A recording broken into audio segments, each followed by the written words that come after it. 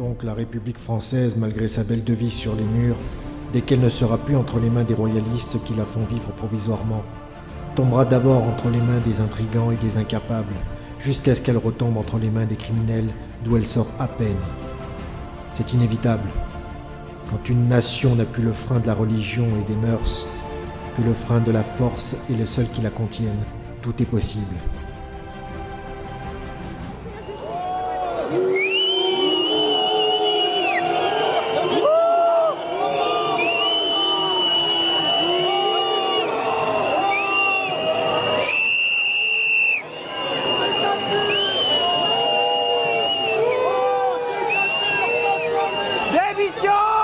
La monarchie est moins forte, un système monarchique est moins fort que les systèmes républicains pour faire tenir tranquilles les pauvres gens.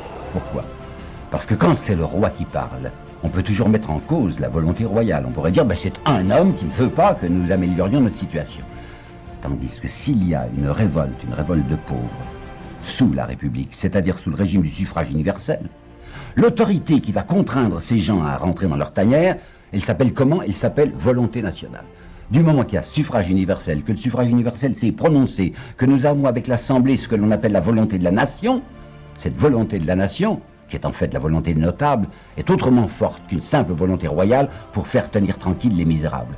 La République est une manière de coincer les pauvres, bien meilleure, selon M. Thiers, que ne l'était la monarchie. Un. Deuxièmement, là je voudrais vous apporter une citation de Jean-Jacques Rousseau, que j'ai découvert absolument par hasard, mais qui va tellement bien à ma pensée. Rousseau écrivait à d'Alembert: « Jamais dans une monarchie, l'opulence d'un particulier ne peut le mettre au-dessus du prince.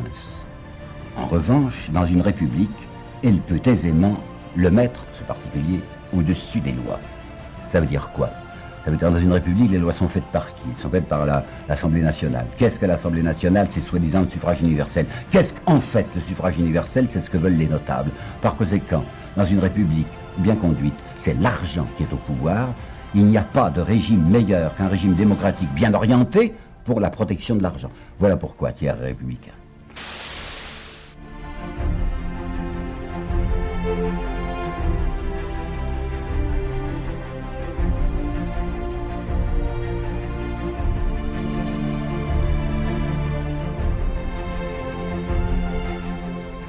En quoi un roi sera-t-il meilleur qu'un président de la République?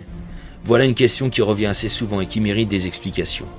La différence fondamentale entre un roi de France et un président de la République se trouve déjà dans le titre lui-même. Un roi de France, comme son titre l'indique, n'est roi que parce qu'il y a une France, et qu'en conséquence, si la France chute, le roi chute avec, car son titre n'a de réalité que tant que la France existe. C'est l'une des raisons pour laquelle le roi ne peut pas faire ce qu'il veut quand il est au pouvoir, mais doit, au contraire, tout faire pour tirer son pays vers le haut et œuvrer en permanence pour le bien commun de son peuple.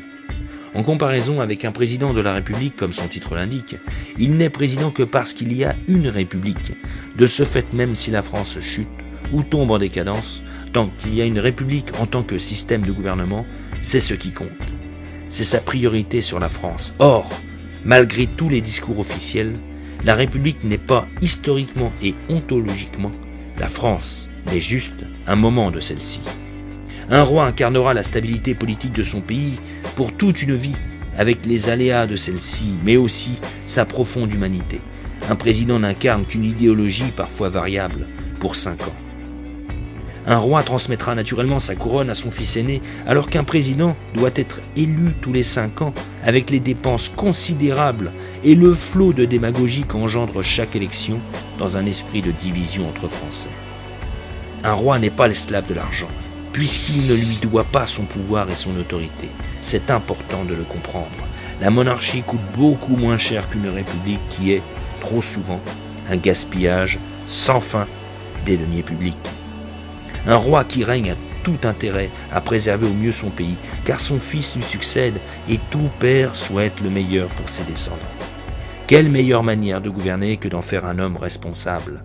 Un roi est formé dès son enfance à son futur métier de roi, alors qu'un président n'est le plus souvent qu'un arriviste ambitieux, œuvrant pour sa petite gloire personnelle. Un roi est indépendant, quand les présidents actuels sont le plus souvent soumis à divers lobbies qui le contrôlent et à travers lui contrôlent aussi le pays. Un roi dirige un pays qui est l'œuvre historique et politique de toute sa famille. Un président n'a aucun lien historique ou peut n'avoir aucun attachement à l'histoire de la France, souvent considérée comme secondaire, pour ne pas dire inutile par certains. Un roi représente son pays dans tout son ensemble et dans toute son histoire, y compris les mauvais moments. Et les républiques comme les règnes royaux, le roi assume toute l'histoire de France, ce qui ne veut pas dire qu'il n'en connaît pas les erreurs, voire les fautes. Un président, malgré tous ses efforts, qui peuvent être malgré tout sincères, ne représente que ceux qui ont voté pour lui. Même si après avoir été élu, le locataire de l'Élysée aime à rappeler qu'il représente la France dans son intégralité. Ce qui est parfaitement inconcevable dans la logique du système républicain dans lequel il évolue et dont il se réclame. En conclusion, contrairement à ce que l'on nous fait souvent croire, la République n'est pas le meilleur des systèmes de gouvernement. Il n'existe pas, à vrai dire, de système politique parfait, et la monarchie ne fait pas exception. Mais dans son imperfection, la monarchie offre bien plus de possibilités que la République actuelle. Il ne sert à rien non plus d'envisager une 6e ou une 7e, voire 8e République. Lorsque l'on fait le bilan des 5 premières depuis 1792, force est de constater que la faiblesse, l'absence de continuité et l'instabilité sont des symptômes inhérents à ce système. Ce qui explique l'état actuel de notre pays en à peine 2 siècles. Une république forte, stable et durable ne serait qu'une république singeant la monarchie. Et pour ainsi dire, ça ne serait même plus une république, car comme nous l'avons dit, c'est la faiblesse, l'absence de continuité et l'instabilité qui constituent les caractéristiques principales d'une république. C'est ce que le Norvégien diplomate et homme d'État Fridtjof Nansen avait compris.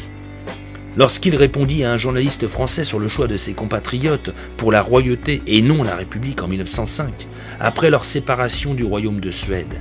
« Nous avons choisi la monarchie pour 3 motifs. Le premier, c'est que, la Norvège n'étant pas riche, nous voulons un gouvernement économique. Et, vous le savez, il n'y a pas de gouvernement plus coûteux que la République. Le deuxième, c'est que nous voulons être forts, et la République nous eût rendus trop faibles vis-à-vis de la Suède.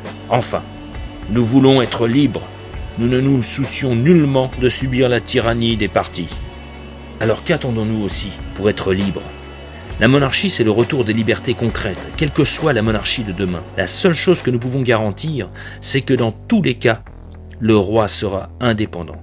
Il sera au-dessus des lobbies et des partis, qu'il reste un gouvernement humain avec ses qualités et ses défauts. La durée lui exige un sens aigu des responsabilités au risque d'une déstabilisation qui lui serait fatale, comme ce fut le cas dans l'histoire. Le règne des partis disparaîtra naturellement, car son pouvoir, pour durer, devra reposer sur une représentation réelle de la nation, basée sur les familles et associations professionnelles, les villes et les provinces libérées du joug partisan. La monarchie sera tout à la fois active, traditionnelle dans ses principes, moderne dans ses institutions. Il ne tient qu'à nous d'en reconnaître les vertus et de tout faire pour que dans un futur proche, les lys refleurissent notre destinée pour une nouvelle aventure capétienne. Nous retrouverions alors la possibilité d'un humanisme dont un univers dominé par des financiers restera à jamais dépourvu. Notre jour viendra.